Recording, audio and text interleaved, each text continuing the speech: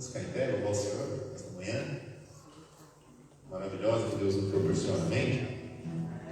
Porque hoje é tempo de louvar a Deus. Com tudo que somos, tudo que somos, louvar o Senhor com todo o nosso ser, com toda a intensidade, com todo o nosso coração. Hoje, Deus, nós queremos te louvar esta manhã. Hoje é tempo de louvar a Deus. Em nós agora habita seu Espírito.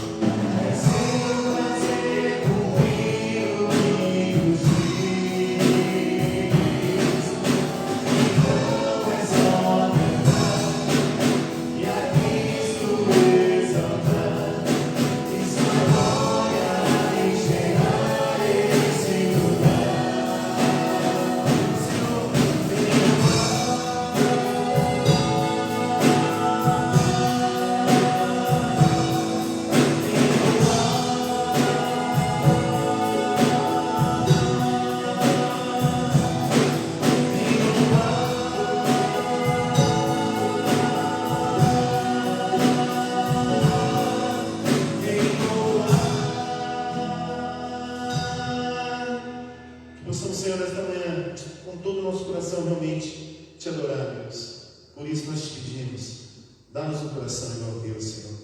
Dá-nos um coração cheio de amor, capaz, ó Deus, de amar com toda intensidade, Deus. Aleluia.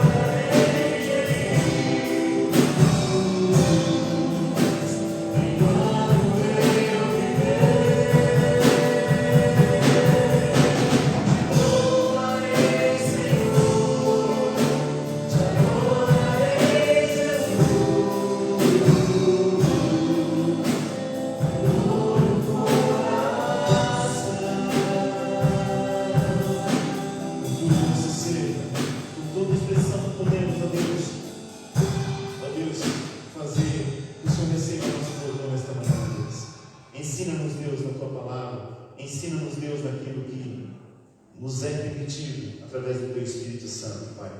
Muito obrigado, em nome de Jesus. Amém.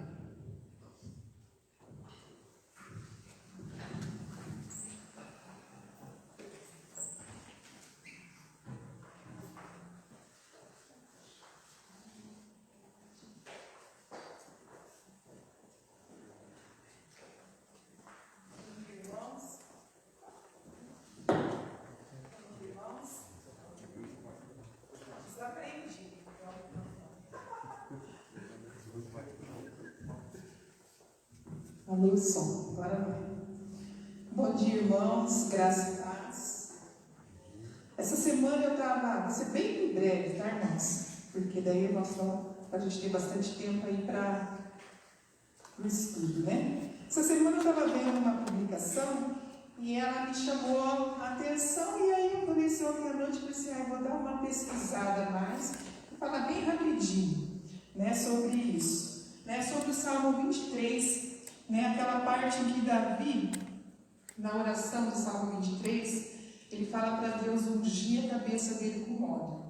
Né? Qual a razão? Né? Por que Davi pediu para Deus ungir a cabeça dele com óleo? Né? Nós sabemos que Davi, ele era pastor de ovelhas.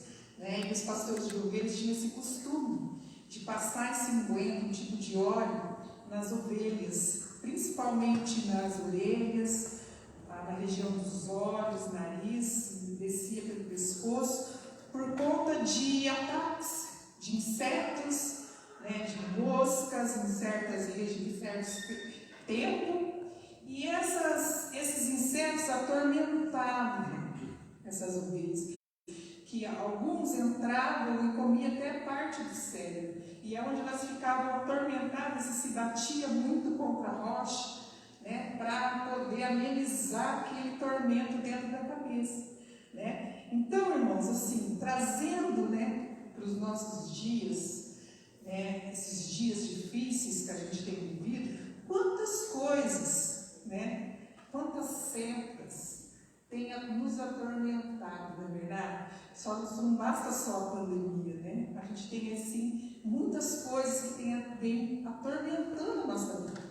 Né? E nós precisamos desse óleo de Deus sobre a nossa mente, sobre a nossa cabeça, sobre o nosso cérebro, sobre a nossa vida, para que a gente possa, em meio a toda essa turbulência, encontrar a paz, né? Ter paz, né? Saber que o Senhor está conosco, né? Saber que nós temos um Deus, né, maravilhoso, né? Porque Ele diz para a gente se aquietar, aquietar-nos e saber que eu sou Deus. Aquietai-nos em meio a toda essa turbulência. Então eu creio que a oração de Davi, né, era justamente por isso, porque ele também passava por momentos difíceis. Nós sabemos a vida de Davi, né, irmãos? Várias coisas Davi passou, e várias coisas nós passamos também no nosso dia a dia, né? E que meio a tudo isso, então, irmãos, nós podemos, né, ouvir a voz de Deus, para que Ele unja a nossa cabeça, né, com o Espírito, para que Ele nos proteja de toda essa tormenta e que nós possamos entender, né, e descansar no Senhor. A gente precisa, é um exercício que a gente tem que fazer, aprender a descansar no Senhor. Né? Crer, a gente fala assim, somente crer, mas crer não é fácil. Né? Descansar também não é fácil. São coisas que nós temos que ir exercitando, né, ao longo da nossa vida. Né? Jesus, e Deus, Ele fala, a minha graça te basta. Então, é descansar em meio a toda essa turbulência, tá bom? Amém, irmãos? Bem rapidinho, né? Eu peguei meu boleteado aqui. Perdi o costume, irmãos, estou até tremendo aqui. Nós temos aqui os aniversariantes da semana. Né? Dia 25/5, a Daiane Jamile Takassi. Dia 27/5, Ana Clara Takassi. Deve ser mãe e filha, né? E 29/5, a dona Ligimar também está aniversariando. Essa Daiane, deixa eu contar uma coisa. Na hora que eu vi esse sobrenome aqui, vi aquele Pedro Baú, eu dei aula para ele. Faz tempo. Aí ela, esse sobrenome não é estranho. Eu estudei com a mãe dela, gente, vocês acreditam? Eu estudei com a mãe dela. Né? Porque você conhece, esse sobrenome não é estranho. Né? Mas Deus sabe todas as coisas. Né? Que Deus abençoe os aniversariantes, né? Que abençoe a nossa vida. Eu já estou demorando, né, irmãos? Vamos orar então? Pai, nós queremos colocar diante do Senhor esse dia, Pai. Nós cremos na Tua soberania. Cremos que o Senhor está no controle de todas as coisas, ó Pai. Clamamos aqui pelas nossas vidas, Senhor. Clamamos aqui pela Tua proteção, pelo Teu óleo, Pai. Derrama esse óleo, Pai, que o Senhor nos ajude sobre as nossas vidas, sobre a nossa cabeça, Pai, para que nós possamos ter uma mente sadia, um coração sadio diante do Senhor. Pai, nós queremos louvar o Teu nome, Senhor, que o Senhor tem cumprido a Tua palavra. O Senhor é um Deus que não falha, Senhor. Sê conosco nesta manhã, Pai. Abençoa quem vai trazer o estudo, Pai. Abre os nossos olhos, nossos ouvidos espirituais, para que nós possamos, ó Pai, beber daquilo que o Senhor tem para nós hoje. Nós te louvamos e pedimos uma bênção especial também sobre a vida dos aniversariantes, ó Deus. Em nome de Jesus. Amém.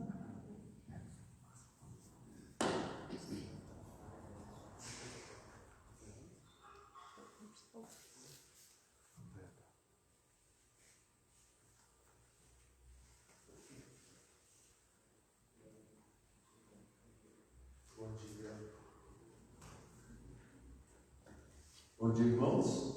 Então, sem mais delongas, quero passar a palavra para o nosso irmão presbítero Edson, que vai estar ministrando hoje sobre o capítulo 11 do livro de Igreja Centrada. Um capítulo muito interessante, quem já está acompanhando, tem o livro, está lendo, a tensão da cidade. Vamos ver se a cidade é um lugar de bênção ou um lugar de problema, um lugar bom ou ruim, ou os dois ao mesmo tempo. Vamos responder essa questão dessa.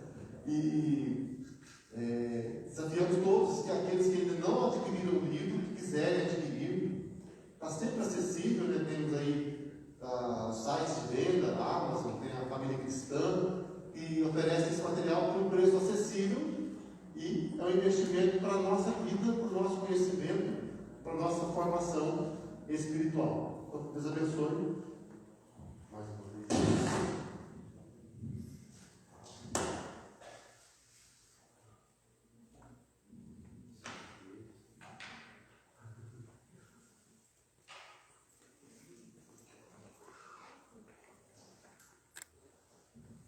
Bom dia, irmãos, graça e paz. Antes da gente ir o hábito de começar, nós aqui, os professores, às 10 né, falar. Então, viu, Angélica, você podia até estender um pouquinho mais, tá bom ouvir você falar aqui, tá? Para a gente, então, estudar a palavra de Deus. Nós vamos orar, então, antes de iniciarmos essa lição, número 11 do nosso livro, Igreja Centrada. Vamos colocar diante de Deus. Pai, nós te agradecemos, Senhor, mais uma vez por essa manhã, pelas nossas vidas. Te agradecemos pelo cuidado que o Senhor tem por nós. Te agradecemos porque quando nos deparamos com a nossa realidade, Pai, nós vemos o quanto nós precisamos do Senhor, da Tua graça, da Tua misericórdia, do Teu amor para conosco. Quanto nós somos tão pequenos, Pai, diante do Senhor e queremos reconhecer a nossa pequenez, queremos reconhecer que sem o Senhor nós não conseguimos avançar, não conseguimos olhar a Deus para frente, não sabemos que precisamos depender, Deus, do Senhor, em tudo aquilo que realizamos e fazemos. Por isso nós queremos também te pedir perdão, Deus, nessa manhã, pelas falhas que temos cometido, pelos nossos pecados. Que o Senhor, Pai, nos ajude a olharmos para dentro de nós e vermos aonde precisamos ser restaurados, onde precisamos que o Senhor trabalhe de uma forma muito intensa, muito direta, Senhor, em cada um de nós individualmente. Obrigado por esse tempo aqui juntos, Pai, como igreja. Que, Deus, esse tempo seja um tempo de compartilhar a Tua palavra, de aprendermos juntos, uns com os outros, de podermos, Deus, ampliar o nosso olhar para a realidade, Deus, com a qual nós somos inseridos nessa cidade. Meu Pai, que nós tenhamos clareza em tudo aquilo que o Senhor quer falar conosco nessa manhã.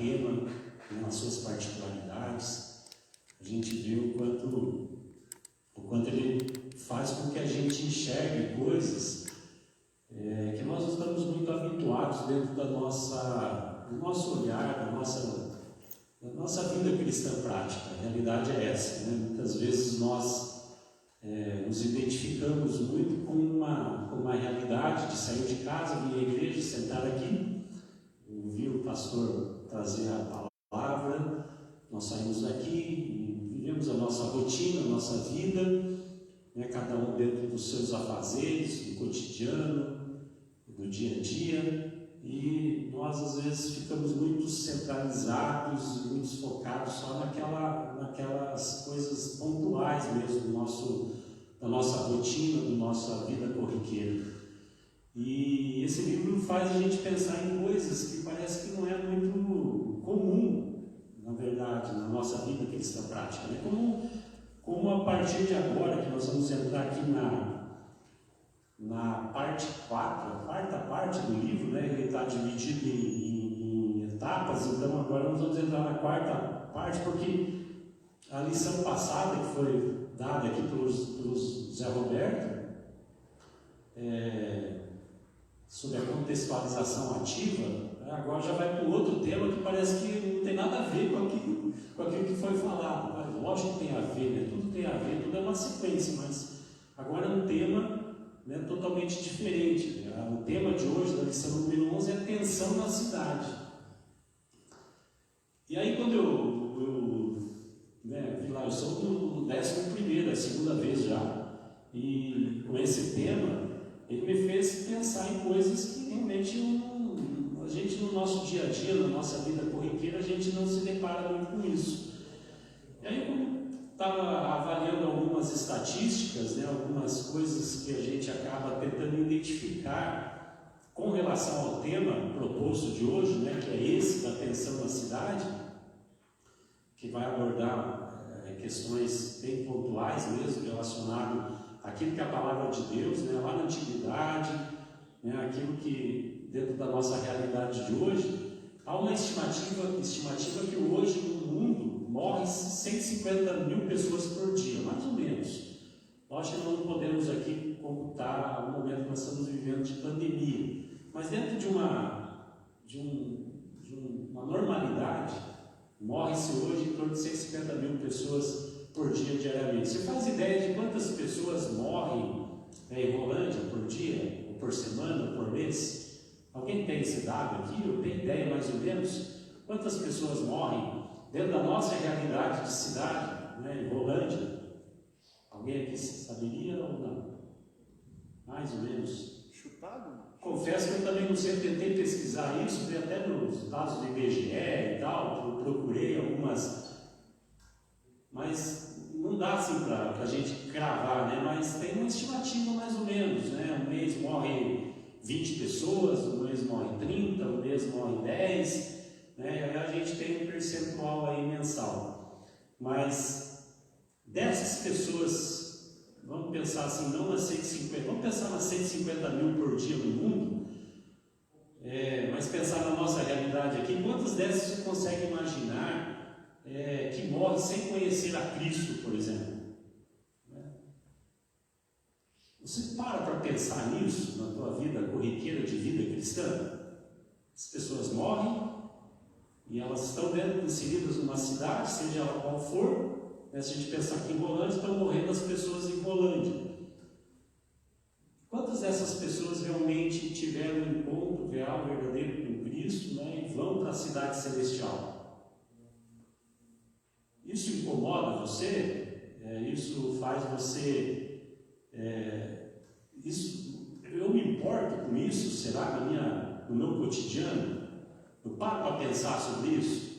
Porque daí isso me faz tomar um passo a mais, né, na minha vida cristã, né, que aí vai entrar na questão, né, de todas as práticas que a igreja aqui já se posicionou em viver, né, na cidade, tantas coisas de ir levar o evangelho a tantas pessoas em bairros diferentes, e às vezes a gente fica preocupado com essas atividades, né, pensando em estatística, porque a gente quer que as pessoas estejam aqui dentro da igreja. A gente sabe que isso nem sempre vai acontecer, mas a gente sabe que ela ouviu a palavra lá e que amanhã ou depois ela pode estar inserida em alguma igreja, em algum lugar, até mesmo aqui. Mas isso me faz dar um passo a mais, né, de levar o Evangelho a essas pessoas. Então a pergunta que eu queria introduzir, na verdade, essa lição, pensando em coisas que até nem está muito aqui no livro, só para a gente fazer um gancho para a lição, né? Porque eu acho que isso tem que trazer implicações para a nossa vida, né, relacionado a essas questões. Então, como que você vê a sua cidade, a minha cidade? Como que nós vemos a nossa cidade, né? Então, na sua concepção, na minha concepção, né, qual que é a importância das cidades na difusão da mensagem do Evangelho da salvação de Deus? Então, acho que essas questões elas são importantes para a gente introduzir essa lição e pensar nisso, né? Eu realmente me importo com isso, o que isso mexe comigo. Nós, como igreja local, Igreja Presbiteriana do Brasil, está há 76 anos estabelecida aqui. Qual a influência dela para a nossa cidade, em todos os níveis da sociedade, níveis sociais, né, nível social, nível cultural, outros aspectos, né? Por exemplo, pastor. Isso é uma questão importante, que nossa região, Rolândia especificamente, mais de 90% da população mora na cidade. É uma região urbanizada, né? Sim, urbana. As pessoas não estão mais morando na zona rural, mas estão morando a maior grande parte na cidade mesmo. Isso tem a ver com a influência que a cidade exerce, né, na sociedade, e também a questão do evangelho para a cidade, né? Hoje o meio rural é um índice bem baixo, né? Hoje as pessoas estão, a maioria quer viver de forma urbanizada mesmo, né? Onde tem todos os recursos, né, muito fácil, de forma disponível, né, para a nossa vida. Mas eu queria que você e eu, né, nós pensássemos um pouco sobre essa realidade, que faz a gente mudar um pouquinho da nossa zona, sair um pouquinho da nossa zona de conforto para essa realidade do que está acontecendo, né, muito próximo da gente. Nós estamos inseridos dentro de uma sociedade aqui, na nossa cidade de Rolândia, onde nós precisamos pensar de forma muito direta com relação a essas questões, envolvendo as pessoas que estão nela.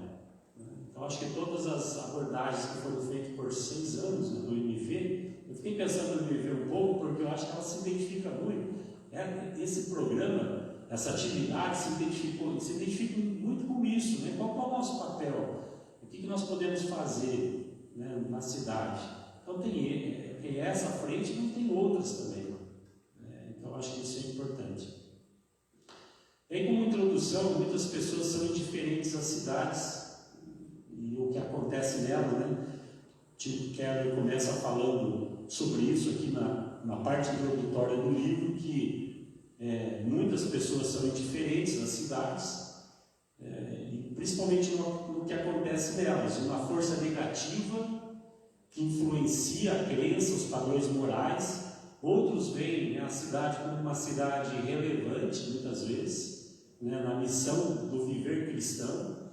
Alguns jovens, né, falando agora para a juventude, né, veem a cidade, ou adotam às vezes na cidade uma visão romantizada dela, né? A gente vê os jovens hoje, a juventude hoje, e está muito modificada de como era antes. E muitos jovens veem a cidade de uma forma muito romantizada. E até mesmo, não sei se você poderia pensar na questão desse olhar de uma forma diferente, hostil, muitas vezes, e romantizada da cidade a qual nós estamos inseridos. Então a pergunta é: como que você descreveria essa atitude em relação às cidades? Você é indiferente a ela? O que acontece nela? Eu eu me preocupo com o que está em torno dela, né? Tantas coisas a nível social, por exemplo, que eu não sei até que ponto eu, como cidadão, para exercer minha cidadania, eu procuro me preocupar em participar efetivamente eu particularmente já participei de um dos conselhos aqui em Rolândia, né? Conselho da Criança e do Adolescente, fui presidente várias vezes, Conselho de Saúde, coisas que tem muito a ver com a nossa realidade aqui. Então, como que nós, como igreja, obrigado, pastor, como que nós aqui vemos essa questão também, né? Eu me torno uma pessoa indiferente com o que está acontecendo aqui, eu só me preocupo de forma globalizada, de forma geral, assim, me preocupo com aquele olhar muito para o smartphone, né, daquilo que eu leio, né, daquilo que eu procuro saber, eu fico informado daquilo que está acontecendo, mas qual que é a minha postura frente a essas coisas que acontecem na cidade? Até mesmo das questões urbanas, das questões de bairro, enfim, é tanta coisa inserida que aí a pergunta é se eu me torno diferente mesmo a ela ou não.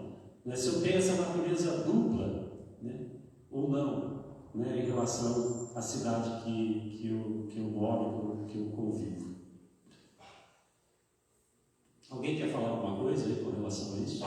Eu não quero ficar falando sozinho aqui, né? Então, por favor, falem. Se eu não souber responder, tem o pastor Moisés aqui, tem o pastor Denis, tem os presbíteros aqui que vão poder ajudar. Edson, bom, acho que você deve chegar lá na frente, né, sobre esse assunto. A Rolândia tem uma característica que está se transformando essa característica cada vez mais.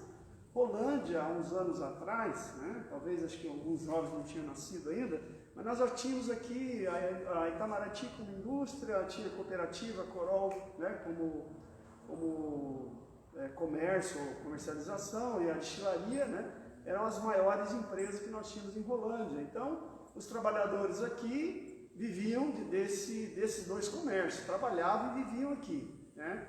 Então, nós tínhamos um nível de violência baixíssimo também em função da população, né?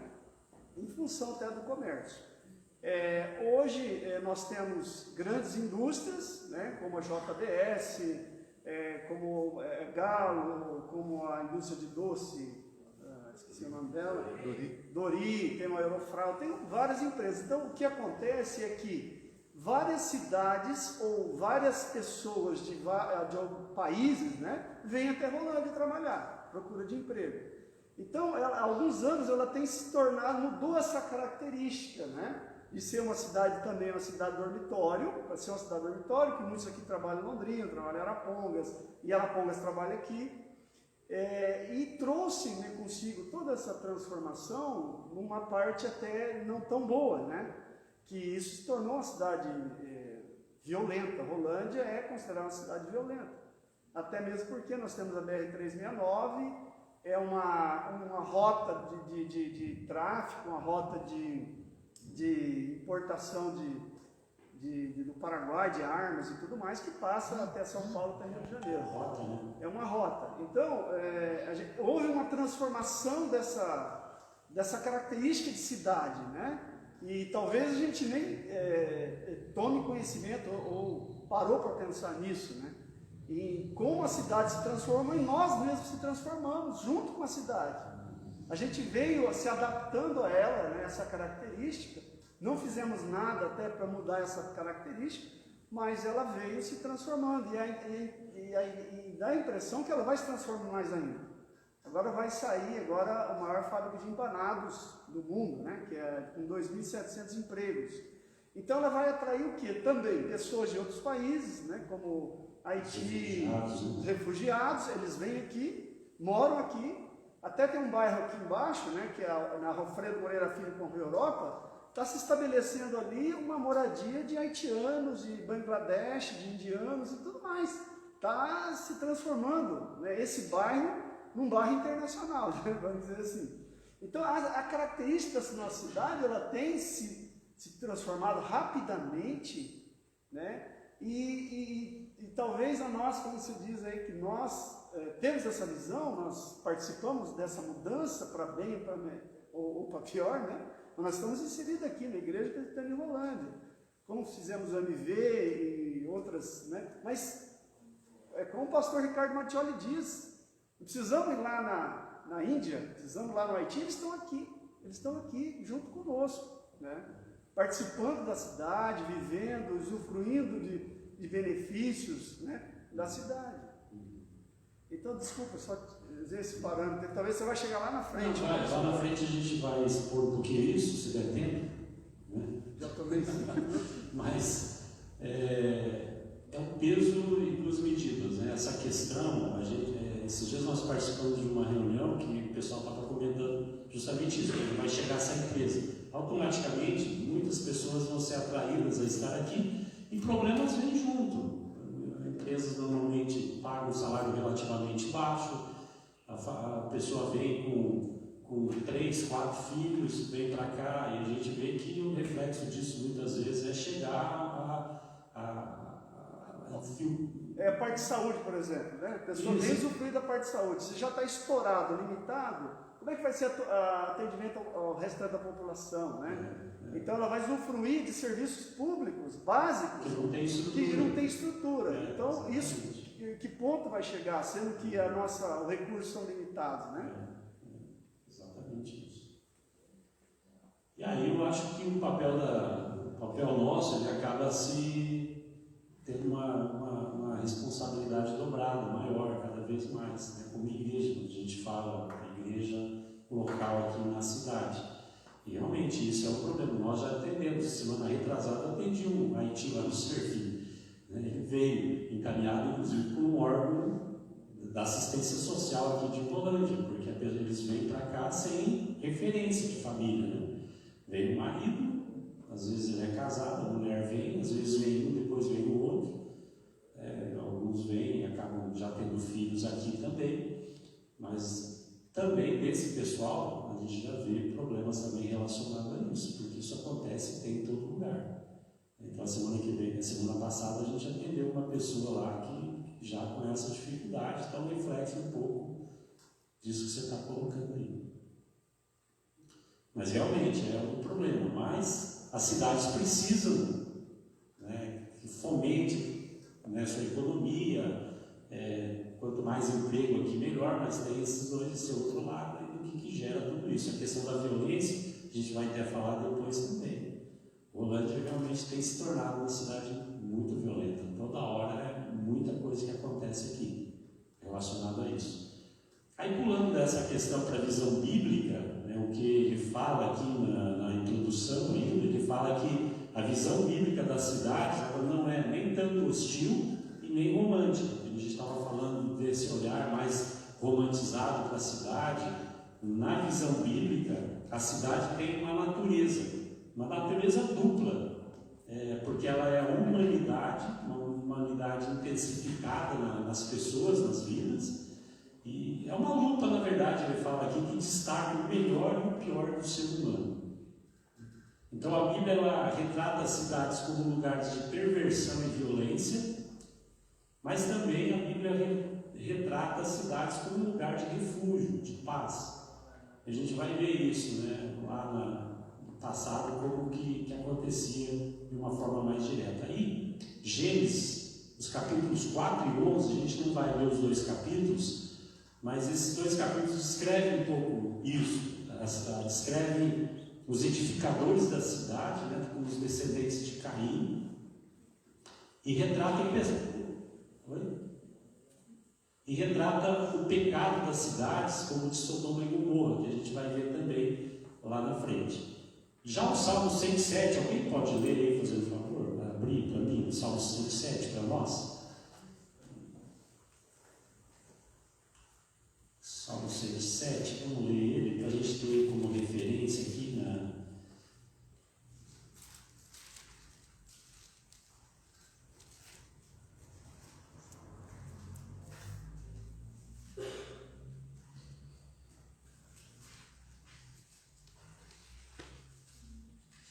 Na verdade, depois você pode ler, é um salmo longo, a gente lê todo ele, mas do versículo 4 ao 8, eu vou ler ele aqui rapidinho, andaram errantes pelo deserto por ermos caminhos, sem achar cidade em que habitassem.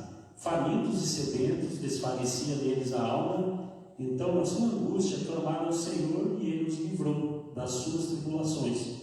Conduziu-os pelo caminho direito, para que fossem à cidade em que habitassem. Rendam graças ao Senhor por sua bondade e por suas maravilhas para com os filhos dos homens. E assim, ele continua, mas ele vai falar aqui de um grupo de pessoas que andavam pelo deserto.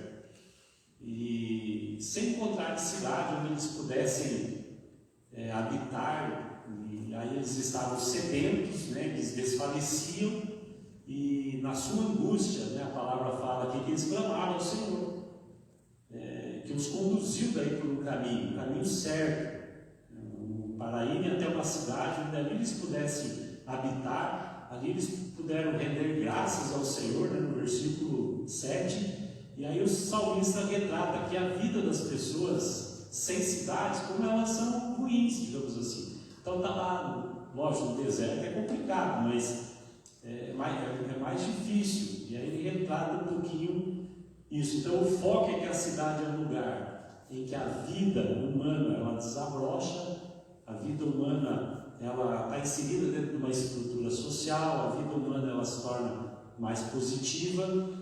Essa estrutura social pode ser usada para a glória de Deus, né? Mas também a palavra de Deus alerta como a cidade pode ser um instrumento que intensifica também a rebeldia humana contra Deus. Então esses dois lados aí que a gente vai estar, a cidade ela pode ser um ambiente onde eu possa glorificar a Deus, e pode ser também um ambiente onde eu possa internalizar dentro de mim uma rebeldia contra Deus. Então esse capítulo vai mostrar um pouco isso, né? A tensão entre o potencial da cidade de exaltar a Deus, né? O aspecto sombrio aí disso, de exaltar o homem também. Então o aspecto de eu exaltar a Deus e o aspecto sombrio de eu exaltar o homem. Essa natureza dupla ela está revelada na Bíblia e espelhada na sociedade em que nós vivemos, né? Pois em quase tudo as nossas cidades são exatamente iguais ao que sempre foram. Elas não divergem muito. Então o que tem uma normalmente tem outra. E aí o livro aqui vem com uma definição de cidade. O que nós queremos dizer como cidade? Hoje nós definimos cidade. O que é uma cidade para você? Está relacionado ao que palavras a gente pode usar como definição de cidade? O que vocês acham? Aglomeração. Oi? Aglomeração. Aglomeração, população.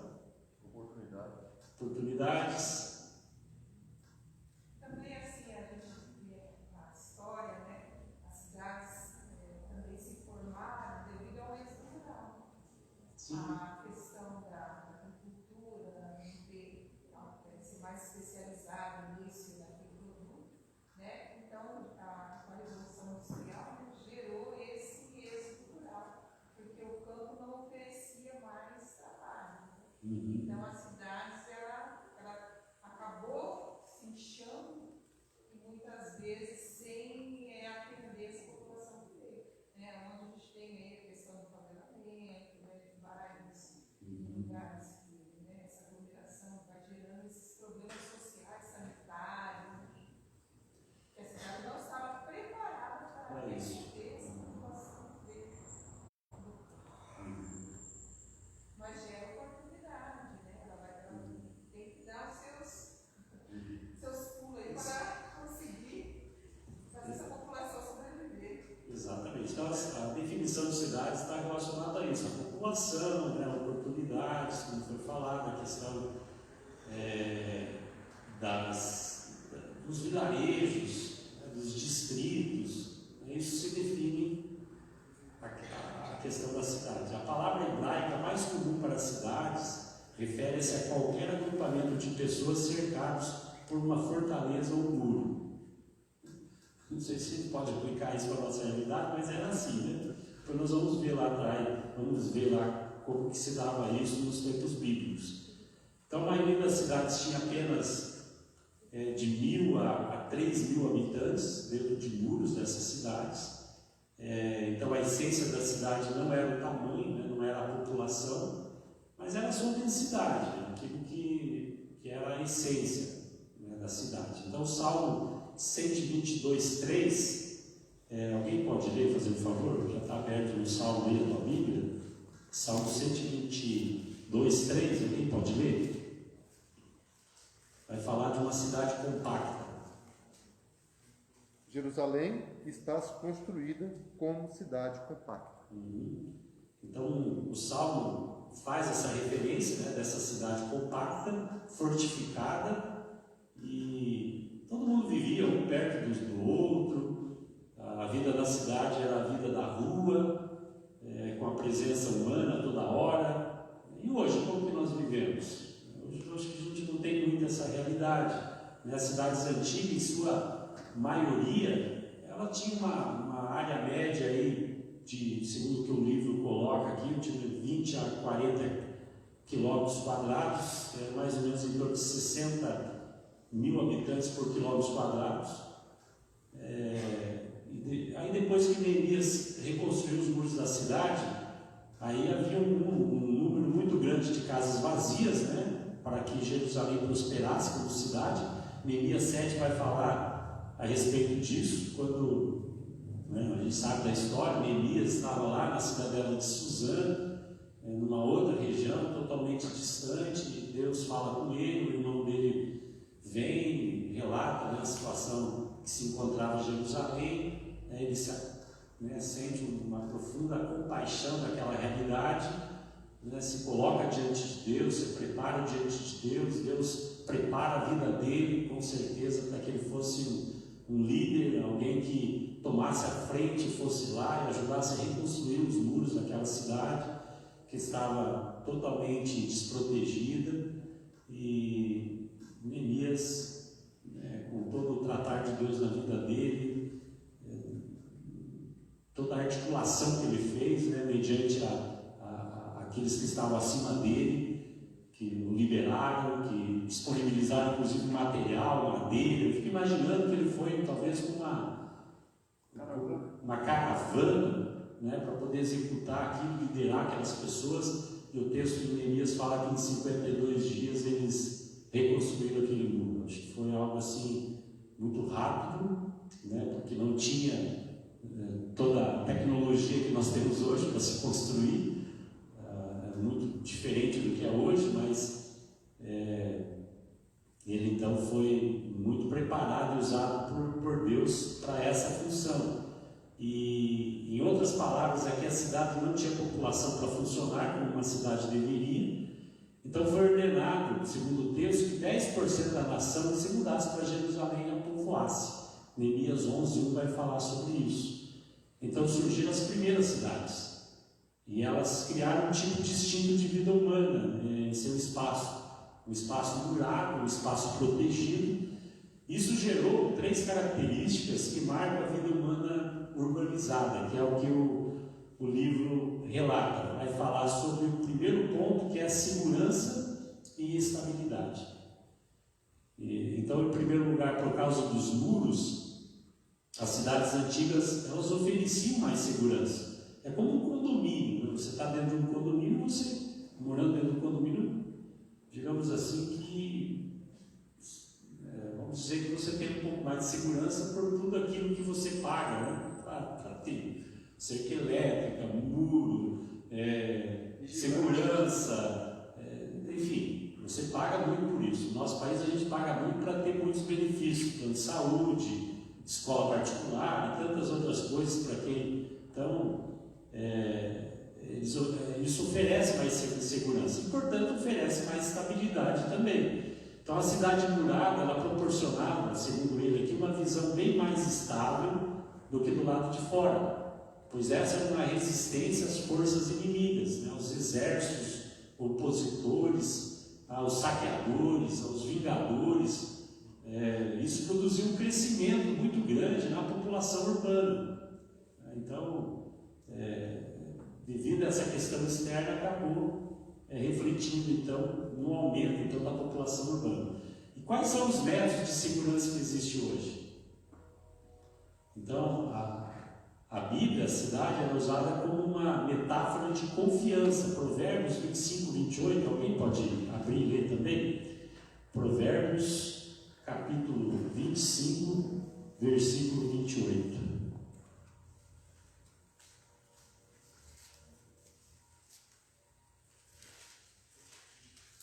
Como cidade derribada, se não tem muros, assim é o homem que não tem domínio próprio. Então, na Bíblia, a cidade é usada como essa metáfora de confiança. Então, o provérbio vai explicar que o homem descontrolado, ele é igual a uma cidade sem muros. E aí a gente pode tirar as nossas conclusões com relação a isso dentro da nossa vida prática, né? Como que eu aplico isso para a minha realidade, para a minha própria vida.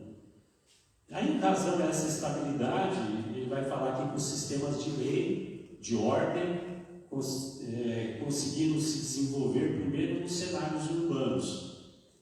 As primeiras cidades tinham portões, junto aos quais os líderes eles se assentavam perto desses portões, ali eles decidiam casos de acordo com a lei. Nós vamos falar lá na frente a cidade de refúgio, né, que existiam naquela época. E fora dos portões, então, havia as disputas. Disputas eram resolvidas ao fio da espada, né? Não tinha lei, era complicado o negócio. Então, o que resultava em inimizades, destruição, desordens sociais, tudo isso acontecia fora dos muros. Dentro dos muros existia todo um cronograma, todo um protocolo lá relacionado às leis, em função da cidade. Então, o muro e o portão eles tornaram-se necessários e possíveis a criação de sistemas judiciais para as questões fossem resolvidas de modo justo, né, sem violência. Isso gerou, né, Deus mandou então que os israelitas construíssem cidades de refúgio, que seria esse termo que ele usa aqui, em Números 35:6 vai falar sobre isso.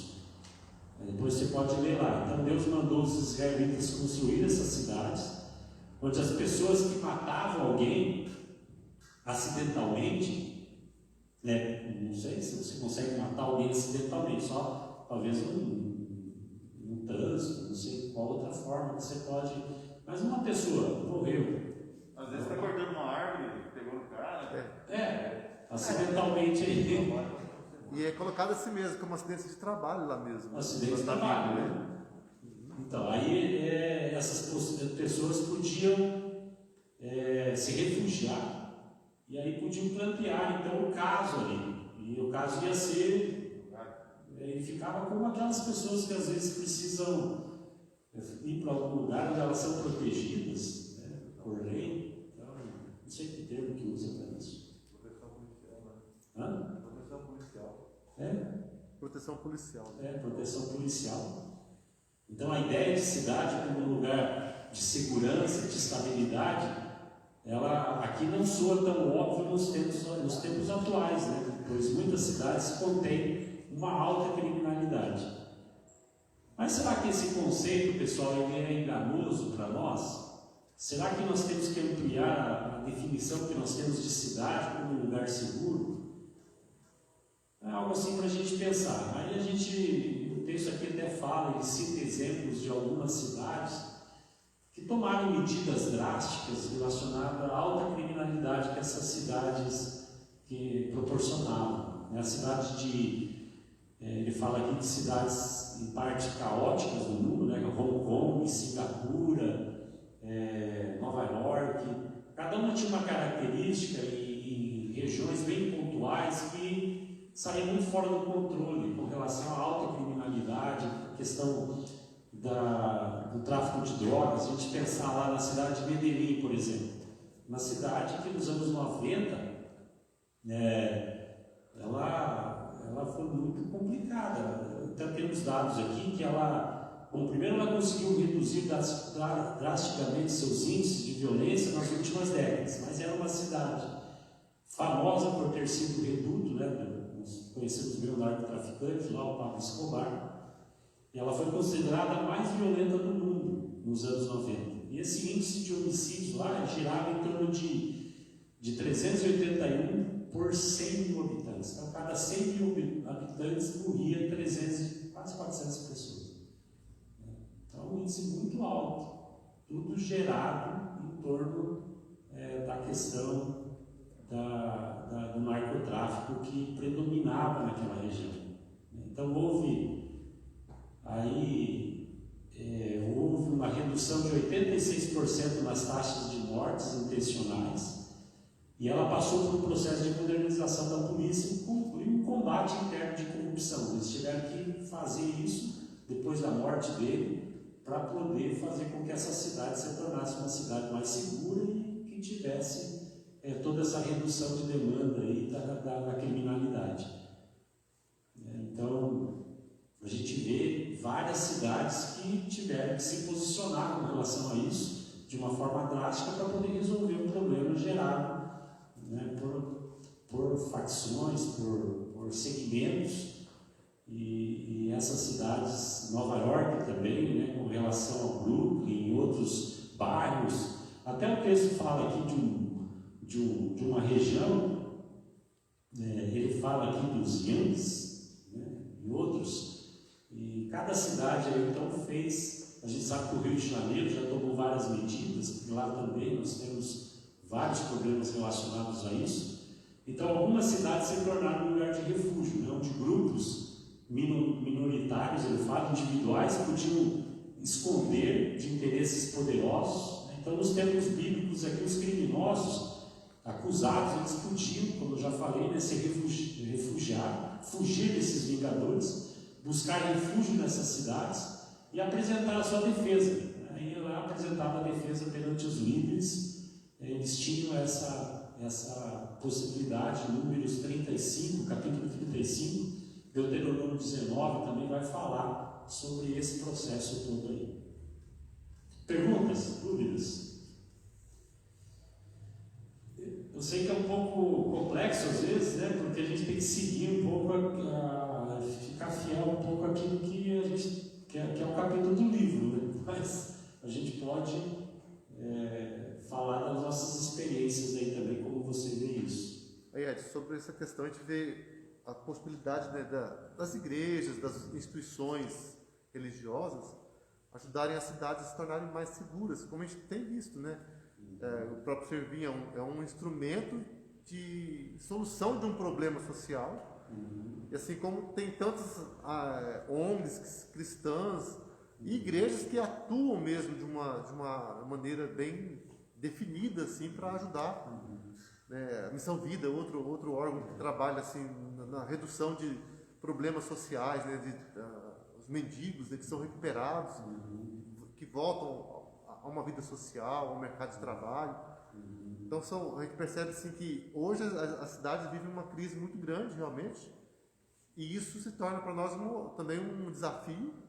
Estamos dentro dessa situação, mas também precisamos pensar o que nós podemos fazer, como é o propósito mesmo desse estudo, nós como igreja pensarmos assim, nós estamos aqui numa cidade e nós temos feito o quê? Nós como igreja presbiteriana de Rolândia, outras igrejas estão fazendo alguma coisa, né? Eu creio que nós também temos tentado fazer, mas assim, precisamos abrir os olhos e pensar muito mais, né? O que nós podemos fazer ainda?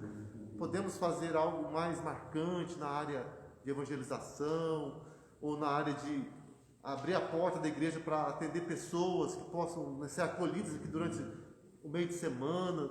Tantas oportunidades, né? Mas também é tanto desafio, porque para fazer um trabalho precisamos ter pessoas dispostas, gente que vai se dedicar a se doar, mas pensando que vamos deixar um legado para o futuro também.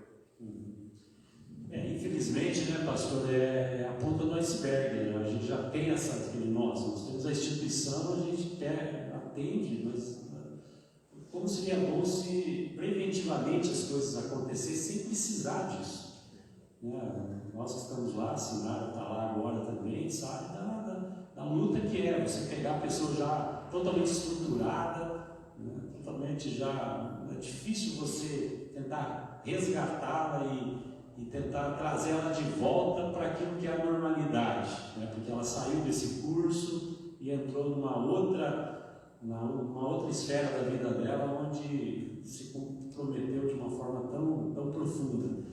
Mas, e esse outro aspecto, talvez um ponto, é se a gente tem conhecimento, às vezes, de quais são as demandas da cidade, onde a igreja pode de uma forma, não precisa ser uma coisa, às vezes a gente quer fazer coisas muito grandes, mas coisas pontuais, pequenas. Você falando, eu estava lembrando de uma igreja em Curitiba, que até a irmã da Kelly fez parte lá como profissional da área de saúde, por muitos anos, até dirigia, eles conseguiram um ônibus pela Receita Federal. A Receita Federal aprende muitos ônibus, né, que são uso de contrabando, e eles mobiliaram, conseguiram empresas que transformaram esse ônibus num consultório odontológico, psicológico, pastor lá dentro do ônibus aconselhando, e eles iam para os bairros das periferias, né, para fazer esse atendimento social em várias frentes, né, e andavam para lá, e tudo isso em parcerias com empresas. A igreja não precisava disponibilizar praticamente recurso nenhum, era só o próprio pessoal da igreja, e essas pessoas eram evangelizadas ali, porque recebiam, né, um folheto, falavam-se de Jesus, né? Eu penso que os senhores para lá no São Fernando, por exemplo, em tantos lugares, são medidas simples, né? Mas isso é uma, mas tem inúmeras coisas que dá para se fazer. Está comentando com o pastor, né? Eu sou um desses para fazer o MV, né? Oi? Para fazer o MV, estava num lugar, né? Assim, uma escola e tal. Ia com ônibus, parava lá e fazia. Chamava Linha da Vida, o nome dele, Linha da Vida. E aí levava a vida para essas pessoas mesmo, em várias áreas, que as pessoas têm essa deficiência. É um dos projetos da igreja, né? Um dos, assim. Eles começaram com o primeiro trabalho deles foi com um restaurante São Alberto, trabalhando com um catador de papel. Tinha muitos catadores, e tudo de embriagados, na cidade. Ele percebeu que a necessidade era isso. Então ele começou a trabalhar com essas pessoas, serviam refeições, para eles me orientavam eles como administrar o dinheiro, eles ganham dinheiro com esse negócio da cidade, mas não sabiam usar. E aí foi crescendo o negócio. Foi se convertendo em empresário, convertendo pessoas no trabalho, e o negócio foi, né? Então, em 90 e pouco nós fomos conhecer essa época. Os pastores de Ponta Grossa foi conhecer o trabalho deles, né? É isso que eu estou falando especificamente na Igreja Batista do Bacaxiri. Nós ficamos 2 dias lá para conhecer o trabalho, né? Aí ele fez um trabalho na noite lá, estavam arrecadando chocolate para a Páscoa, né? Arrecadando lá. Aí no dia lá desse dia aqui, eu tinha um grupo de 300 pessoas no trabalho, tinha esse pacotão de chocolate na frente lá, e eu falei assim, olha, nós estamos arrecadando tanto assim com cidade para comprar, agora esse daqui é a primeira para vocês. Rapaz, foi uma festa de povo, de chocolate. Uma coisa impressionante. A alegria da criançada e tal. E eu fiz aleluia. Bum. A pegada pegou e se pausou. Falou, agora todo mundo pegou a camisa cheia, agora vocês vão pegar cada um de vocês e dividir para as pessoas de idade, como pode ser. Eles foram lá dar uma coisa impressionante. A visão do trabalho deles nessa área da cidade. Né? E tem dificuldade, né? Assim. Se a gente procurar, vai achar muita coisa de felicidade. Ele quis essa questão médica na época, e porque ele teve um consultório médico. Já tinha uma coisa. E a vida dele estava estudando para formar essa função social. Né? É impressionante o trabalho. Você queria falar, Ela? Acabou distanciando um pouco do assunto que você estava. Eu ia perguntar se dá para traçar um paralelo assim no. Está falando de cidade de refúgio. Será que existe um paralelo de cidade de refúgio ao que hoje a gente tem como direitos humanos? Será que existe alguma coisa parecida assim? O que vocês acham?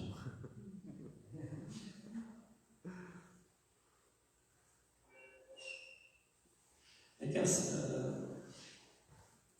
cidade em... lugar, né? A cidade era um lugar, né? Era um lugar. Aí eles... Direitos humanos vai lá quando o cara já está preso, não sei. Então, eu falo do princípio, né? Um princípio assim de, sei lá, proteger esse indivíduo, que seria o indivíduo levado para a cidade de refúgio. Será que a gente encontra um amparo bíblico, por exemplo, nesses direitos humanos que a gente tem visto hoje em dia, nesse princípio de cidade de refúgio? Mais ou menos assim. Porque a ideia de cidade de refúgio era dar tempo de ouvir essa pessoa. Quem ouvia eram os anciãos da cidade, que ouvia e decidia se a pessoa culpada ou não era. Né? Ela culpada, ela era apedrejada. Se ela não era culpada, ela voltava ao convívio da cidade. Né? Tem um paralelo, sim, eu acredito que sim, né? Porque dá tempo dos anciãos ouvir a pessoa e julgar se ela é culpada ou ela é inocente. Né? Porque se ela é culpada, existia... Quem é que apedrejava? Era a própria população. Se revoltava, né, contra um crime, né, acidental, né, vamos dizer assim. E eu acho que tem a ver, sim, porque, né, é um direito que a pessoa tem, né, entre aspas, de ser ouvida, né, de não a sentença dela de morte na hora, você vai morrer, sendo que ela pode ser inocente. Né? Então, eu acredito que... Mas esse tempo também tinha os Vingadores, né, que estavam andando ali, né? E não é os Vingadores de hoje, só para vocês terem... Não muda muito, né? É os Vingadores 4 anos, a pessoa voltava ou não, né? Porque tinha casos que eles eram inocentes, mas a família da pessoa que foi prejudicada tinha alguém que tinha sede de vingança e ia matar de qualquer jeito. Sim, o cara vivia na cidade. Então ela acabava ficando na cidade até o fim da vida. A ideia era essa, né? Ele teria que viver naquela cidade até a morte do sumo sacerdote, para depois ele poder ter liberdade, né? Ou a morte do Vingador também. Ou a morte do Vingador. Isso.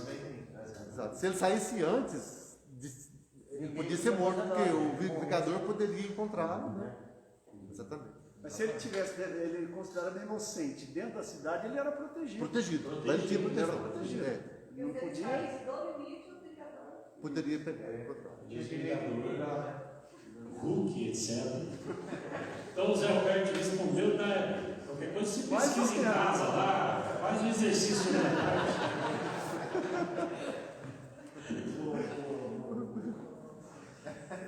Ponto 2. Nossa, meu Deus do céu. Diversidade é aquilo que é diverso. Então o ponto número 2 é diversidade. A cidade relacionada a isso, aquilo que é diverso, que é diferente, né? Que é variado. Então, o entendimento bíblico de cidade também significa maior diversidade. Aí vai citar aqui, ele vai citar a igreja de Antioquia, por exemplo, né, onde ele tinha líderes, Atos, se você ler lá Atos 13:1, ele tinha líderes de diferentes grupos, e essa diversidade ela era natural, né, quando o evangelho alcançava nas cidades, onde residiam muitos grupos diferentes, de pessoa, e essa diversidade se dá na perspectiva tanto racial, cultural, social, e a sociedade humana, então, ela contém essa diversidade, né, devido a vários elementos. A gente pode citar aqui a questão de ordem econômica, que ele relata aqui no livro, podemos citar a questão de ordem cultural, a questão de ordem judicial também, política. Então, todos esses pontos está relacionado a essa diversidade.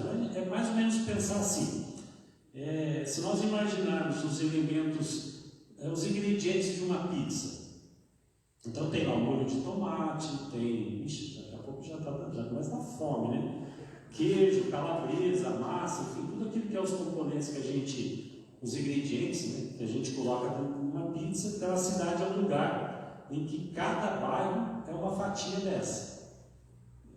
Então, a cidade ela oferece locais para a gente de trabalho, a cidade oferece locais para o comércio, oferece locais de leitura, oferece de aprendizado, de adoração, de divertimento, lugares para apreciar a arte, para apreciar a música, órgãos públicos, enfim, a cidade tem toda essa coletânea, né, dessa diversidade toda.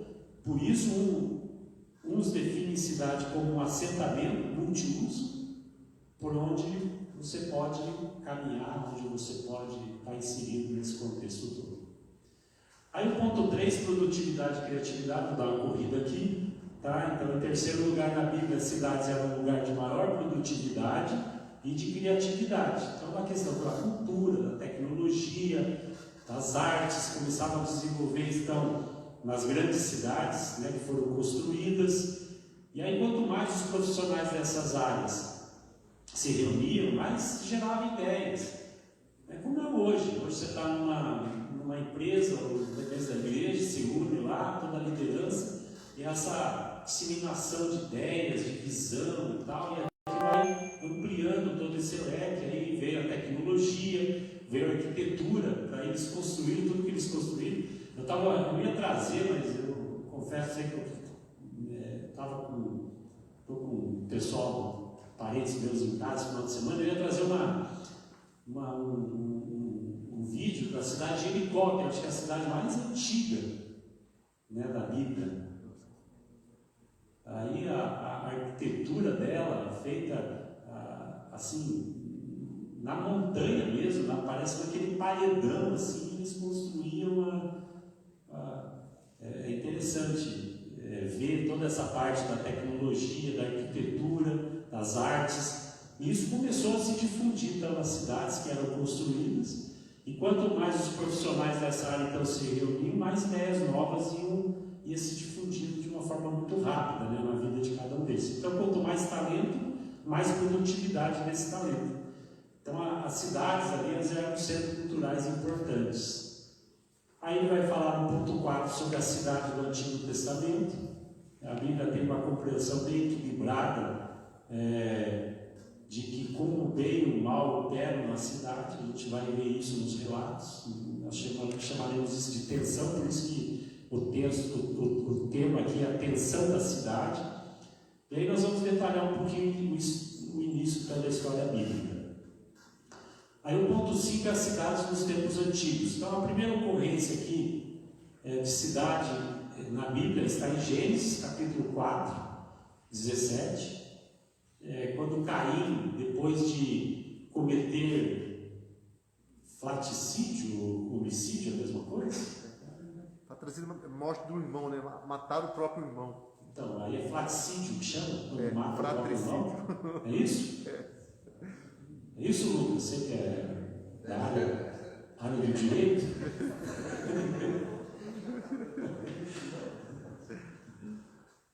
E aí ele, por ser expulso da presença de Deus, quando ele cometeu isso, ele foi habitar lá ao oeste do Jardim do Éden, uma cidade chamada, uma terra, não é uma cidade, né?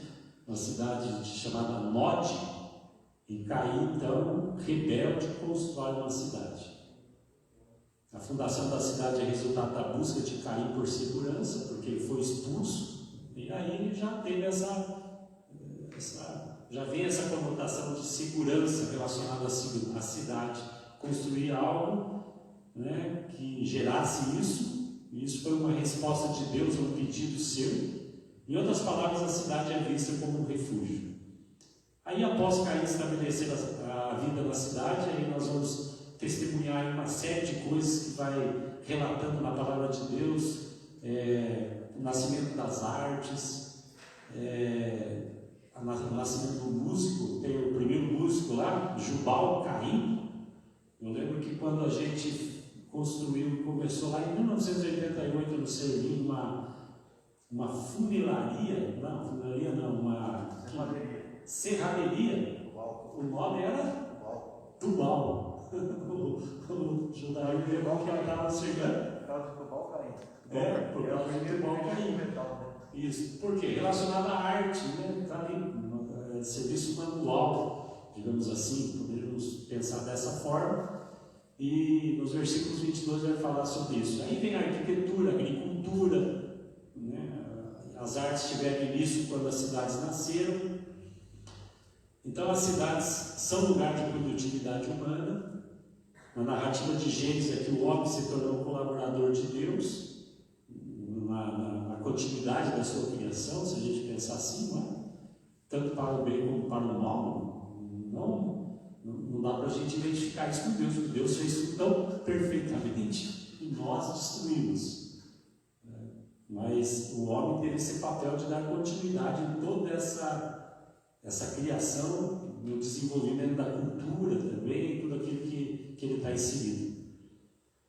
Então nós aprendemos que a vida humana não deve ser encarada como um simples castigo para a humanidade depois de Adão e Eva, porque eles foram expulsos do jardim. Ao contrário, a cidade tem condições de reunir as pessoas, reunir os seres humanos com o propósito de melhorar a vida, a segurança, o desenvolvimento da cultura, etc. Então, muitas vezes essas bases de desenvolvimento da cultura podem ser estabelecidas para glorificar a Deus. 1 Coríntios vai falar sobre isso, né? Em servir de instrumentos de serviço a Deus é o próximo. É mais ou menos a gente pensar assim, o cavalo ele é um animal, ele fala aqui que ele é um animal mais valioso que um rato. Mas se um cavalo é enfurecido, ele faz mais estrago que um rato enfurecido, não é?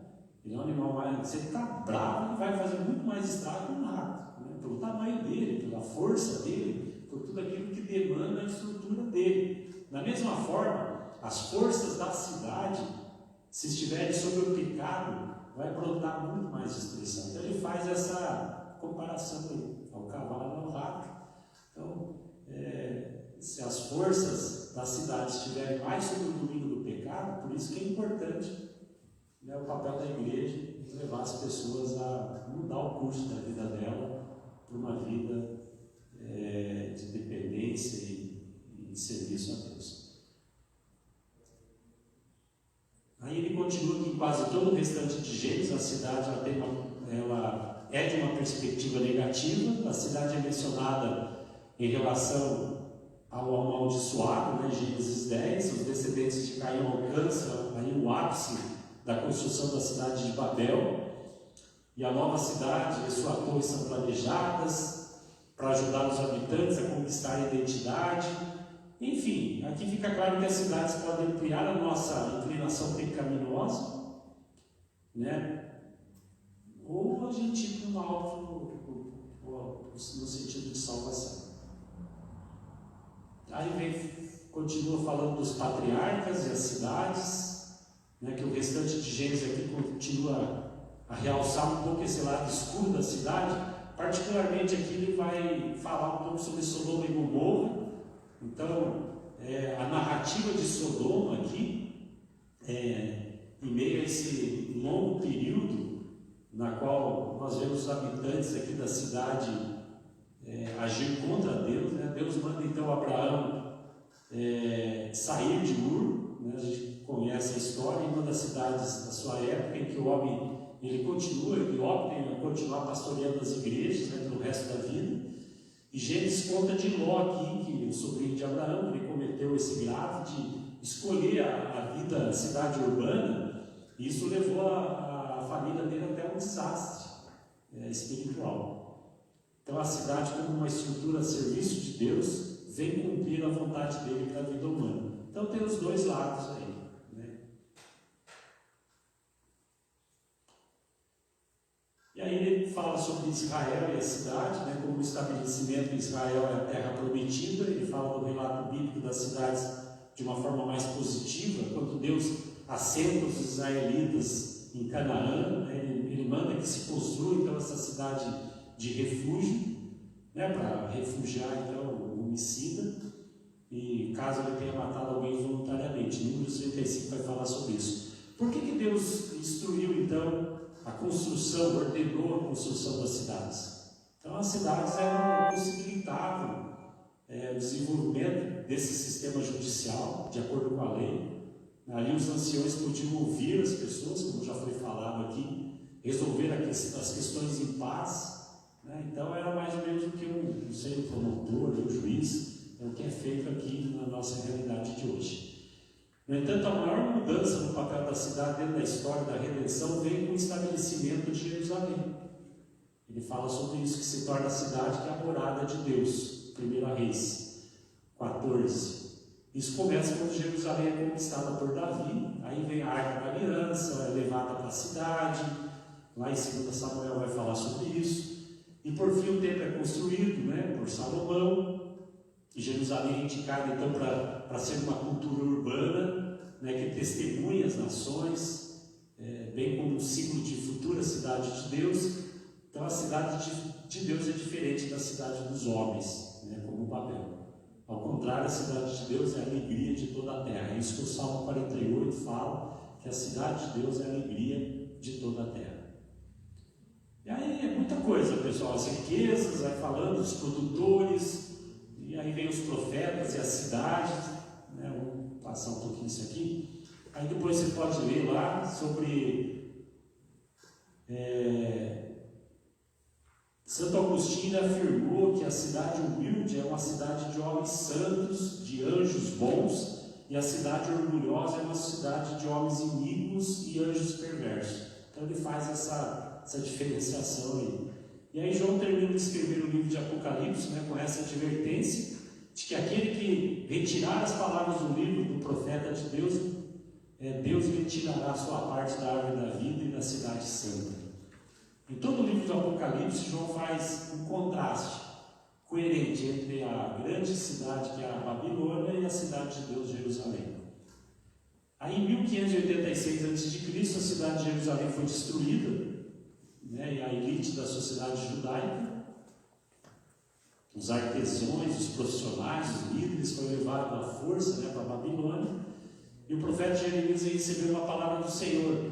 E essa palavra ela foi muito direta mesmo, no sentido de que é para as pessoas habitarem na cidade, né? Para que Deus fala isso de forma muito clara para ele: habitem na cidade, cresçam nessa cidade, busquem a paz, a prosperidade nessa cidade. Então esse era o alvo principal, era a meta principal das pessoas.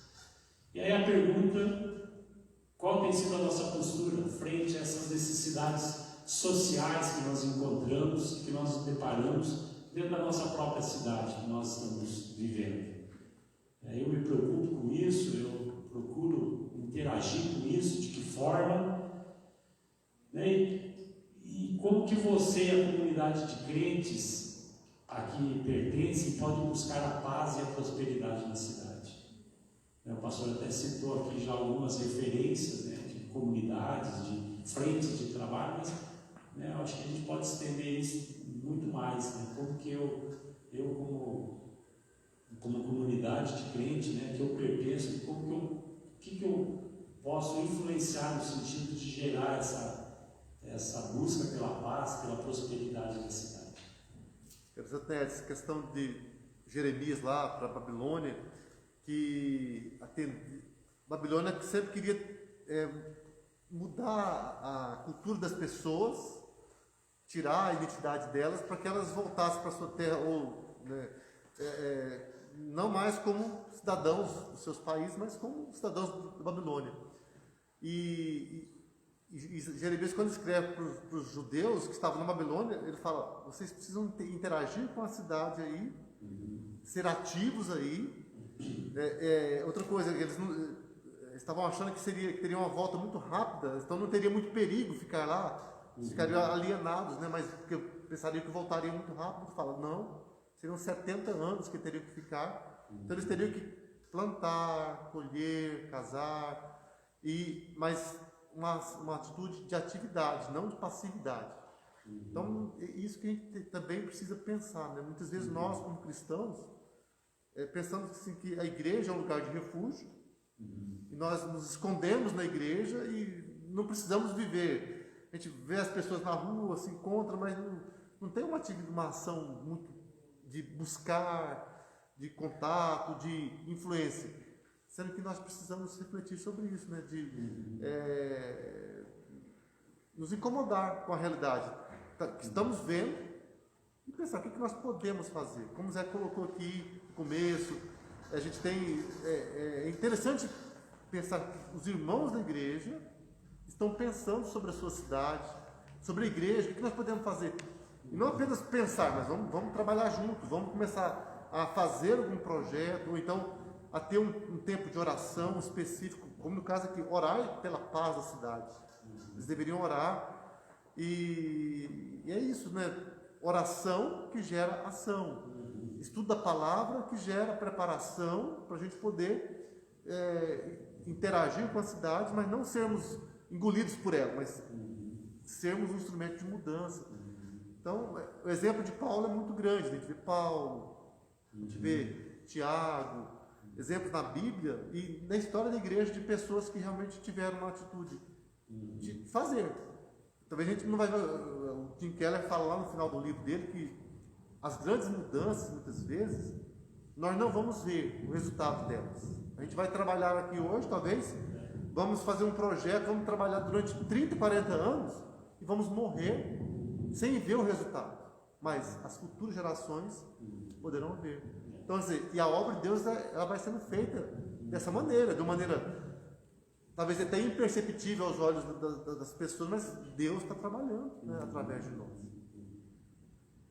Aqui dentro da igreja já tem, acho que bem mais de anos, que tem alguns profissionais que têm atendido pessoas gratuitamente, e eu entendo que uma pessoa sendo atendida na área psicológica, né, que é o caso, ele bem cuidado, bem tratado, ele vai atingir a sua família. Então vai melhorar a pessoa e vai melhorar a família, e a família automaticamente vai replicando isso daí. Então eu acho que seria um apelo aos profissionais, né, se pudesse.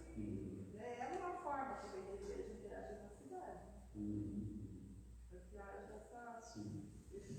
Nós estamos vivendo um momento de pandemia onde a palavra-chave, a palavra mais ouvida é que todo mundo tem que se reinventar de alguma forma. Isso tanto no meio empresarial, como no meio, em outros meios, todo mundo está se reinventando, porque nós fomos pegos de surpresa diante de algo que ninguém esperava. Então, o que nós podemos reinventar, digamos assim, num momento como esse que nós estamos vivendo como igreja? Né? Isso a gente pode pensar e aplicar isso, né? Porque temos que sair da teoria um pouco para a prática. É só pensar o seguinte, né? Na cidade, qual é o nosso objetivo da cidade? Usufruir da cidade, né? Ou seja, tirar o que tem de melhor na cidade, né? Nós somos vampiros, nós, né, vamos lá e sugamos tudo que é cidade. Mas o que nós damos em troca? O que nós podemos fazer, essa troca sadia, né? De tirar da cidade e também doar para a cidade, né? Eu acho que isso é o que nós estamos falando aqui, né? E o livro ele vai mais por aí, né? Nos outros capítulos a gente vai ver que ele vai tratar muito disso, que a gente está tirando da cidade, a gente tem que devolver para a cidade, né? Que cada um de nós pode fazer, né? Como a Sinara falou, o pastor, como é que a gente pode reunir tudo isso aí e dar de uma forma, né, sadia, saudável, para manter? A gente fala em segurança, mas não faz nada para mudar. A gente fala, né, que aqui dentro da igreja tem muitos profissionais, né, que podem doar, né, alguns doam, mas o que a gente poderia, em forma sistemática, fazer para que todo mundo pudesse colaborar, né? Cada um aqui tem um dom, né? Tem professores, tem advogados, né? Tem psicólogos, assistentes sociais, artesãos, né? Alfabetizadores, né? Todo o material humano, né? Mas o que a gente pode, né, trabalhar nisso, né? Essa é uma pergunta que a gente poderia futuramente responder, né? Deixar essa pergunta no ar, então. Você assistiu o vídeo do Schwarzenegger, né? Pode, não assisti. Não? Vou falar mais ou menos aí. Não, eu estou falando daquele, assisti o vídeo do Schwarzenegger, e tem um vídeo muito legal do Schwarzenegger na internet, já há alguns anos. Ele fala da trajetória dele, do crescimento dele, e aí ele coloca assim uma ideia, ele colocou a ideia seguinte: desde quando era pequeno eu tenho isso. A cidade, as pessoas onde você está, elas te dão recursos para você. Elas trazem coisas para você que te ajudam a desenvolver. Então ele falou, quando a gente luta para chegar no nível. Então ele falou, quando você chega no nível, eu cheguei no nível que eu queria. Só que a gente tem que pensar, e assim como a gente recebeu recursos, a gente tem que dar recursos. Você falou. Então, hoje eu tenho condições, então o que eu fiz? eu comecei a ajudar pessoas, eu devolvi para a sociedade o que ela me deu. Eu devolvi um pouco do que ela me deu. E ele falou, por isso que eu me tornei governador lá, né, naquele estado americano e tal, porque eu queria ajudar as pessoas que dizem que foi um bom governador, pelo que fala, né? Então ele tinha uma ideia de ajudar a sociedade, porque a sociedade ajudou ele sentia isso, e ele recebeu ajuda. Então ele tinha que repassar isso, tinha que, como o Rafa falou, replicar, passar. Né? E a ideia que ele falou, por isso que eu acho que você assistiu o vídeo de Fandanga, achei bem interessante ver, bem bacana. O que a gente vê muito com relação à realidade das pessoas aqui é aqueles mais afortunados, mais poderosos, né, nas cidades, é que eles querem, eu acho que mais sugar da cidade, de que eu tenho visto isso muito na prática, como presidente lá do Serginho, eu às vezes, essa semana passada, tive uma experiência bem simples, mas eu acho que dá para ilustrar um pouco isso. Quando tem uns cheques altos lá, que a gente tem dinheiro para pagar a alimentação, que aumentou muito, aí eu pego isso e vou para poder, olha, você pode investir um pouco daquilo que você tem aqui na nossa instituição, que automaticamente está gerando vida, gerando benefícios para a cidade, porque você tem lá, nós estamos com 60 e poucas pessoas internadas lá, mais quase 80 pessoas, 70 e poucas pessoas nas duas unidades. Isso tem uma influência nas cidades, né? A criminalidade, digamos assim, as coisas ruins, porque essas pessoas estavam em busca disso, não estão mais. Isso vai trazer um respiro, digamos assim. Aí eu fui pagar um cheque de um dono de supermercado aí, e eu sentei com ele e falei, olha, eu estou te pagando esse valor, um valor alto, né? Eu acho que era 18 mil reais. E você não tem condições de ajudar a gente lá, estou precisando comprar lá uma batedeira lá que a cozinheira precisa, semi-industrial, custa 2 mil reais. Você não tem como me dar esse dinheiro para ajudar lá e tal, estou te pagando aqui 18 mil. Aí ele levantou assim comigo e falou, olha lá, o mercado tinha uns 10 gatos pingados lá comprando, porque eu acho que era a véspera da inauguração do outro aqui. Aí ninguém estava indo no mercado, alguém precisava dar dinheiro para ir no outro, né, que ia inaugurar aqui quinta-feira. Aí sentamos lá, começamos a falar sobre política, sobre outras coisas. Eu acho que ele esqueceu de eu pedir para ele ajudar a gente. Ele começou a falar, olha, eu estou me aposentando, estou indo embora daqui, eu comprei 2 fazendas lá em Tocantins. Uma fazenda com 600 alqueires, outra com não sei o quê. Aí me mostrou o vídeo e falou, tá vendo? Essa fazenda aqui, estou construindo 2 casas, eu vou gastar tanto, eu puxei energia lá, gastei 180 mil, o governo vai me pagar metade, mas gastei 180 mil, puxei energia. Estou construindo um barracão de 600 metros, por isso eu preciso comprar 2 tratores, e o cara me pediu 400 mil no trator, 2015, mas eu acho que eu não vou comprar, porque 490 eu compro um novo, eu vou comprar 2, vou gastar quase 1 milhão para comprar 2, e começou a falar, e minhas coisas aqui, meus imóveis, eu estou deixando tudo isso para os meus filhos, então, e eu fiquei olhando e falei, cara, não, estou pedindo para ele 2 mil reais.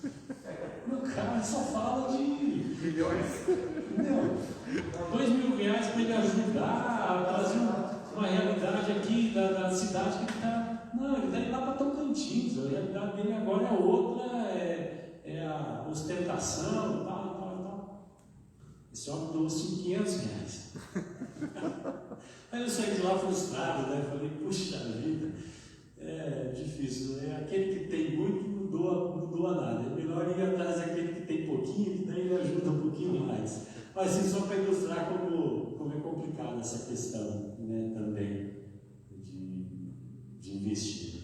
Você ia falar, pastor? Eu digo o seguinte, acho que essa cultura de sugar, de dar, é motivo da igreja. A pessoa vai para a igreja e fala assim, o que essa igreja pode me oferecer? Não é o contrário, o que eu posso oferecer para a igreja? Com a minha vida, com aquilo que Cristo fez por mim, pela transformação que Ele me deu, pela salvação que eu tenho. Não, o que a igreja pode fazer para mim? Aí eu falo para você, mas o que o pastor Pedro pode oferecer para mim? Então, você vê que é a mesma coisa. A cidade está estendida da igreja, e a igreja na cidade tem o mesmo conceito da cidade. Não no conceito cristão de transformação de Jerusalém, ser bênção para todos os, bom, para ser bênção doação. Né? Então, o que teve aqui? Nós precisamos, aí tem aquela história que teve lá de contava, né? A pessoa vai na escola dominical, muita pessoa de criança. Vai no domingo, tem pessoa de criança. No terceiro domingo, a esposa fala assim, outra vez as pessoas de criança não tinha nada a ver. Senão nós vamos dar de igreja. Ela fala assim, vou assumir o trabalho, vou fazer um negócio aqui, não tem condições de fazer, não. Então nós vamos dar de igreja. Então é uma igreja que tem condições para os nossos filhos ficar à vontade lá. Quer dizer, é sugar, não é dar. É uma mentalidade, né, que está tentando, agora no início está tentando mudar essa mentalidade. Olha, o que eu posso fazer? Foi o que o profeta fez. Todos falando assim, olha, vocês vão ficar pouco tempo aqui, não, vocês vão voltar, Deus vai abençoar. E o profeta não. Trabalhe, se envolva com o negócio. Criam, se doam para a cidade, que na vossa paz, na cidade da paz, vocês terão paz. O que eu posso contribuir? É isso mesmo, a gente às vezes vem, senta aqui e quer ouvir, o pastor vai pregar e eu quero, mas isso tem que gerar em mim uma ação. O que eu tenho que fazer? Servir e etc. Eu acho que é bem isso que você está colocando aí. Aquela questão que você falou aí sobre, também tem a ver com o que a gente está falando sobre bem e mal da cidade. A questão da Babilônia, por exemplo, os judeus foram para lá e ali houve muito desenvolvimento lá, a nível humano deles. Ali eles aprenderam muita profissão nova, aprenderam mais sobre comércio, eles desenvolveram muito ali na Babilônia. Tanto que quando voltaram, uma boa parte ficou na Babilônia, não veio. E ali eles foram trabalhar de um jeito assim, também espiritual. Porque quando eles voltaram à Babilônia, eles sabiam que eles foram levados até a Babilônia por causa de idolatria, por causa da longe caminho de Deus. E quando eles voltaram, eles voltaram com uma cabeça totalmente diferente. Inclusive na Babilônia que surgiu a sinagoga. É ali que foi desenvolvida a sinagoga, porque eles não tinham tempo, então eles começaram a se reunir e ali surgiu a sinagoga, reunir para adorar e reunir para aprender a palavra. E aí essa sinagoga se espalhou pelo mundo inteiro. E Paulo, quando foi na cidade, quando ia nas missões dele, ia primeiro na sinagoga. Por quê? Porque já era um reduto judeu ali. Eles já conheciam a palavra. Então uma coisa foi ligando com a outra lá no futuro. Sabe? Então quando eles voltaram da Babilônia, eles tinham um asco com idolatria. Eles tinham um capricho tão grande, um medo de voltar àquela idolatria. Eles tinham aquele pavor de questão. E eles estavam no meio do contexto idólatra, porque os babilônios eram pagãos. E eles voltaram com essa ideia na cabeça. Não queremos saber de idolatria. Deus me livre desse negócio. Sabe? Então, houve um desenvolvimento humano e espiritual muito grande. 70 anos disciplinado lá também. Quero 70 anos sendo disciplinado. Por isso essa questão, né? A gente precisa ouvir o que a palavra de Deus nos diz, né? Essa preparação para viver na cidade e sermos os melhores cidadãos dessa cidade. Nós não somos daqui, né? Como a gente sabe, nós somos da cidade celestial. Mas aqui nós temos que fazer o nosso melhor para a glória de Deus e influenciar essas pessoas à nossa volta. Igual você falou, aquela perspectiva, quantos estão morrendo sem Jesus? Então, quantos nós podemos ganhar para Jesus na nossa vida? Nós temos um tempo limitado de vida também. Talvez por muito tempo a pessoa não está preocupada com isso, mas nós precisamos nos preocupar, né, em investir para a eternidade. O pastor já concluiu, então, pessoal, é 11h05. Eu vou correr só um minuto, mais 2 minutos só, então. Não vai dar para fazer tudo, mas porque aí vai chegar depois numa outra fase aqui, que ele vai falar no livro, que é a cidade do exílio, lá, a história de Jonas, que a gente conhece. Essa fase é um novo desdobramento, então, que a Bíblia relata, né, da teologia bíblica aqui da cidade. Durante toda a história de Israel aqui, os profetas são levantados para pregar o povo de Deus, chamá-los ao arrependimento, à renovação, etc. E aí Jonas recebe essa missão especial e pela primeira vez um profeta é enviado para pregar, né, uma cidade estrangeira, uma cidade pagã, Nínive, né, era uma cidade assim. E a resposta de Jonas, primeiramente a gente sabe qual que é, ele foge e essa experiência dele de ter sido engolido por um grande peixe Uns falam que é uma baleia, mas a Bíblia fala de um grande peixe.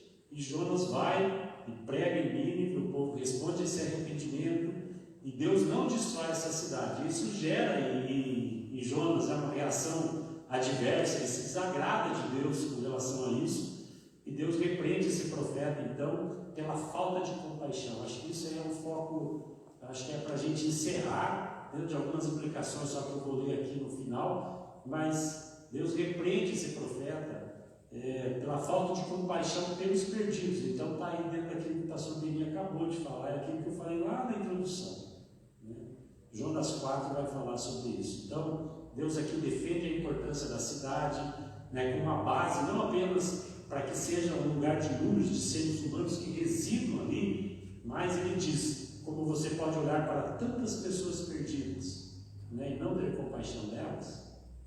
Então acho que essa é a frase que a gente tem que estar saindo daqui pensando sobre isso. Ó. Como que eu posso olhar para tantas pessoas que estão nessa cidade e não ter compaixão delas? É algo que precisa mexer comigo, com você. Ali onde a gente está inserido mesmo. Então esse é o foco principal. Aí tem uma série de coisas, mas não vai dar. Aí a conclusão que eu coloquei aqui, Deus continua acima de tudo interessado no seu plano de salvação. Então ele tem que estabelecer seu povo, né? O Evangelho tem que ser proclamado entre os seres humanos que precisam se reconciliar com Deus. Querer bem ouvir a cidade, não apenas revelar o amor, compaixão, mas também fortalecer as mãos do povo de Deus para levar essa mensagem do Evangelho ao mundo. E aí as perguntas, né? Como que a propagação do Evangelho nas cidades pode contribuir para a segurança, para a estabilidade então, das mesmas? Não é essa que estão ali no final, eu queria trazer lá no início, então cada tópico uma pergunta para a nossa reflexão. E como que nós podemos usar a diversidade para a proclamação do Evangelho? E como utilizar a produtividade e a criatividade a serviço do reino de Deus? Então, se nós seguirmos esses conceitos, né, utilizados sobre as cidades bíblicas, nós podemos fazer da nossa cidade aqui de Rolândia um local de refúgio, de salvação, para glorificar o nome de Deus. É isso, pessoal. Lógico que é muito mais. Eu sei que a gente poderia aqui trazer muito mais coisas aqui, conversar mais, mas a gente já está 10 minutos ali no nosso tempo. E se você tiver alguma pergunta, alguma dúvida, reflita sobre isso à tarde, sentado lá no sofá. E que Deus nos abençoe nessa caminhada. E acho que as palavras do pastor fecham bem essa questão, né? Qual deve ser então, o que a palavra de Deus deve gerar em nós ao ponto de nós fazermos alguma coisa de forma prática, né? Real, e influenciando as pessoas que estão ao nosso redor. Amém? Vamos orar então? Aí nós te agradecemos, ó Deus, mais uma vez por esse tempo. Obrigado pela tua palavra, obrigado pelas nossas vidas. Toma cada um de nós no decorrer desse dia, no período da tarde agora, à noite, Senhor, aqui no culto. Abençoe, ó Deus, a tua palavra que será ministrada, o louvor, enfim, tudo aquilo que vai acontecer aqui. Nós pedimos a tua direção. E abençoe-nos, Senhor, para que possamos ser ativos, proativos, Senhor, naquilo que é nossa responsabilidade como cidadãos aqui onde nós estamos na nossa cidade, naquilo que nós fazemos. Por isso nos abençoe, nos dê estratégias, nos dê condições de avançarmos e de ampliarmos, Senhor, o nosso olhar para a nossa realidade. Nós te louvamos por tudo e te agradecemos, Pai, no nome de Jesus. Amém. Amém. Boa tarde a todos.